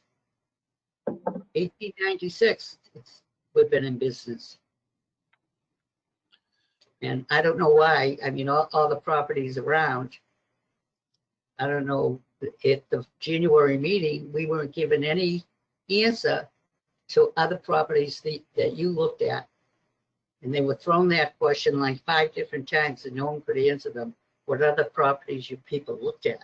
It's like so. Okay. Yeah,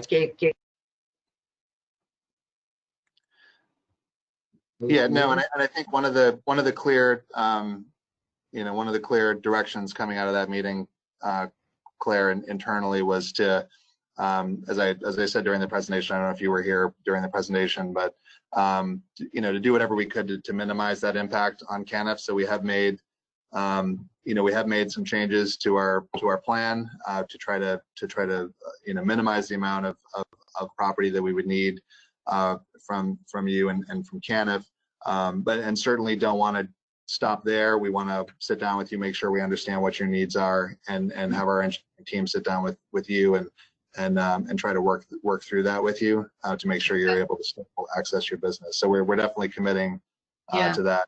Yeah. Now, the road that you're going to be using to come in, right? Off of Bergen. That's a one-way off Bergen Parkway. So there'd be 2 access points to the facility. We sort of need that redundancy for a couple of different reasons, but that there's going to be the entrance that's the primary Lowe's entrance today, which I think is the entrance where your larger trucks would come in, right, Claire, from the Lowe's entrance at Quincy Adams. Yes. Right, and then there'd be a secondary point of access that we'd be creating that would be right, at our property line and then into Canif, and that would be tying up into Columbia Street extension over by the plumbing. Columbia Street? So Columbia Street is the street that is along the fence line of the Lowe's parking lot, and then is sort of between the Lowe's property and the Sullivan Plumbing Supply, and then it ends today sort of right in front of your property where Penn Street comes together, right where the gate, sort of in that little section where the gate and Penn Street is where Columbia Street ends. So we'd be looking to create a new access there that would actually straighten Columbia Street out. So it wouldn't come into Penn at that angle. It would kind of be a perpendicular connection to Bergen Parkway. Would that be a throughway? So that would be a road that would be for authorized vehicles only. It would be bi-directional, so vehicles could come off of Bergen or go on to Bergen from it.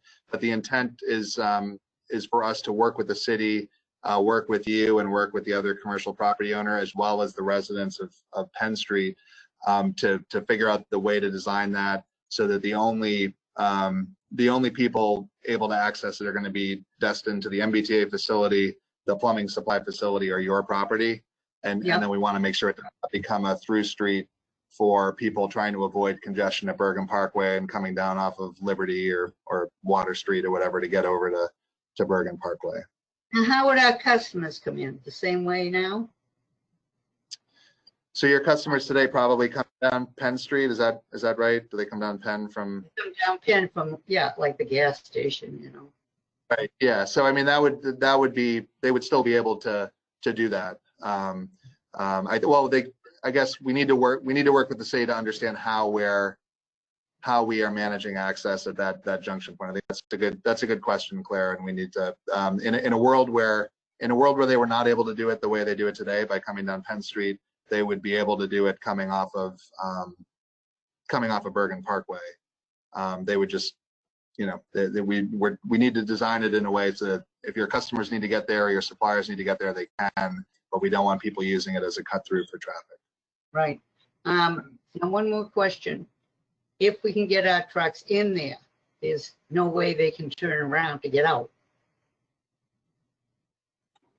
You know. Yeah, again, I think this is really because this was a modification right from January in our thinking, and I think we recognize that there need to be more conversations, and I think Jamie or I will be in touch with you, and we very much want to come out and sit down with you and go over truck turning radii and understand your operations and the type of vehicles you've got to accommodate so that we can figure out how to make it work. We have to do that with the other commercial property owner as well, and we've been in discussions with him about having this conversation. And then I think there were a couple of residents who spoke earlier tonight, Claire, who are residents of that stretch of Penn Street that you're on, and I think that we also want to talk to them and understand what their concerns are, because we're assuming they would not want their block to become a new cut through, but we need to talk to them and understand what's going to work best to sort of manage that, so that we can all kind of jointly have a conversation with the city about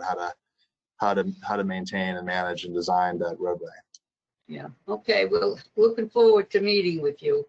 And one more thing is these 18-wheelers. It's not frequent. I mean, we don't have an 18-wheeler full of granite, every week. So. Yeah, but I think you have the access today through the Lowe's property. We need to, we need to be able to allow you to continue to operate in that location. And I guess the good news is you're not alone. We have another commercial property owner there that we need to work with as well. And they have a similar problem and probably I think their volume of bigger truck movements is probably bigger than Canet's. So it's not a problem that you're engaging with us on alone. We're gonna want to have conversations with both of you. Right. Okay, thank you. Now, who will set up that meeting and when? Do you know? So I think it's typically Jamie that's been initiating those conversations with you. I think Jamie is probably on this call somewhere listening. And Richard, who runs the real estate shop, has just appeared on my screen, so he may want to say something now. So I'll let Richard speak, Claire. Okay, thank you. Richard, I'm back. Yeah, I'll follow up with Jamie. Jamie will follow up with you. We'll get the Jamie and the engineer team out. Okay, so we have 3 more hand raised questions, and then I think we're gonna follow up with any additional questions via email. Feel free to email any questions in. So I'm gonna call on Sahad, Sue, and Maureen in that order. So Sahad. Hey, thank you. Hey, Scott, it's me again. So I have a couple of questions. I know it's getting late and it has been a long day for everybody, I assume. So first, Claire actually mentioned that for your land surveying or location basically finding for this project that you are pursuing. Was that an internal basically rating that you did, or you consulted with basically City of Quincy officials or anybody local? Yeah, so we because of the sensitivity of the MBTA sort of exploring real estate opportunities, we try to keep at least the initial exploration kind of under our hat. It can have a significant impact on either real estate deals that may already be in progress or private property values if the MBTA is kind of very loosely talking about a number of properties that it might be interested in buying. So we do try to do the initial analysis as much as we can internally. There will be a lot more detail than we were able to kind of communicate in slides in the federal environmental review filing that we'll be submitting to the Federal Transit Administration within the month, so you can get more information there. I think the presentation we gave tonight, which will be available on the website by tomorrow, if not before, is going to has information where you can kind of understand what sites that we looked at and what their pros and cons were. But I think that once we start with the kind of first principle of we really want to focus on vacant properties or properties that are for sale or for lease, because we know that it ends up being a significant additional cost to the taxpayer if we're displacing a 10-acre large commercial property.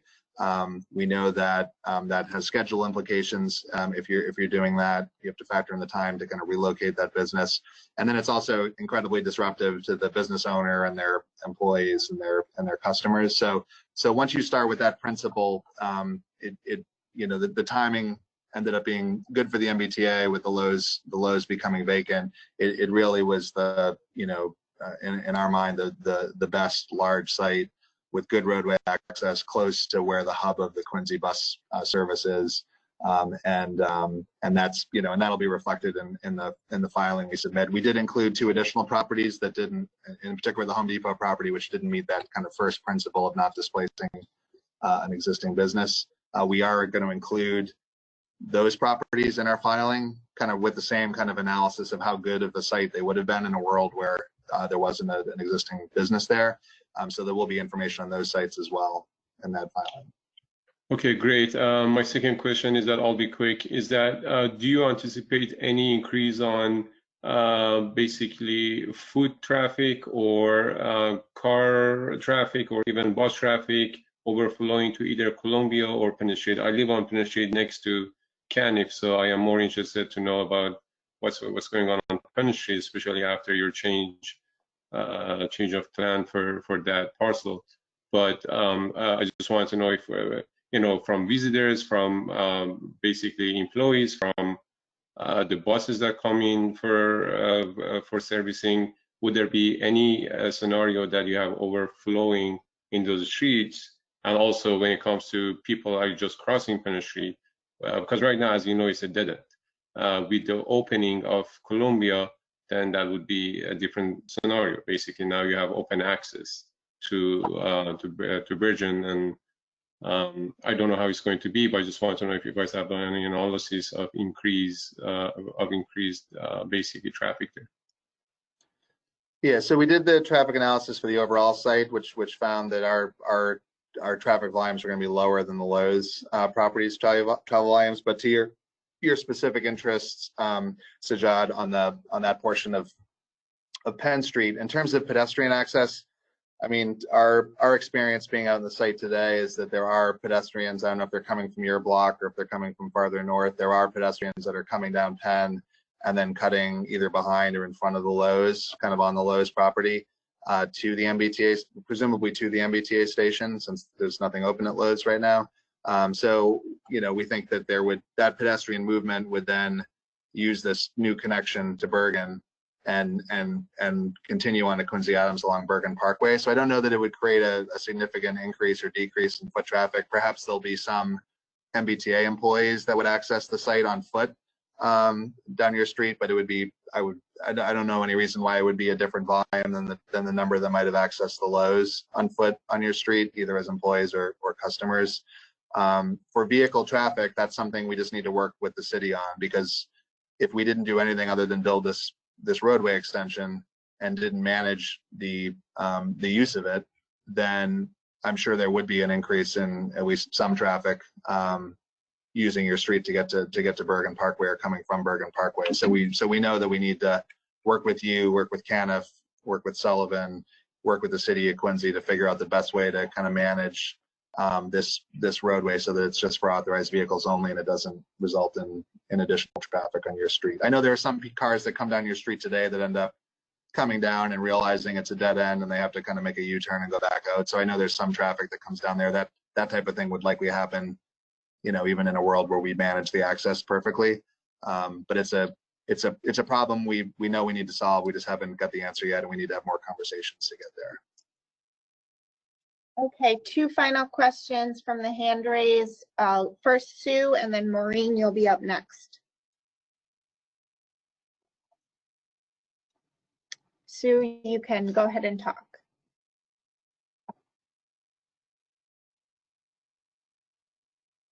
Okay, we'll come back to you. Maureen Savoie. Maureen, would you like to provide your question or comment? Okay, we will follow up with those folks via email. Okay. Okay, great. Well, thanks everybody. This was just like the meeting that Councilor Palmucci hosted back on January 29th. I think it's really great to see how many people participated tonight. You know, we want to be a part of a dialogue with the community, and it's great to know there are so many folks out there that are willing to come and meet us and have these conversations. My contact information, which was at the end of the presentation, as well as the Quincy Bus email address are both. I'll bring them up one final time. You can reach us through. You can reach us through those methods.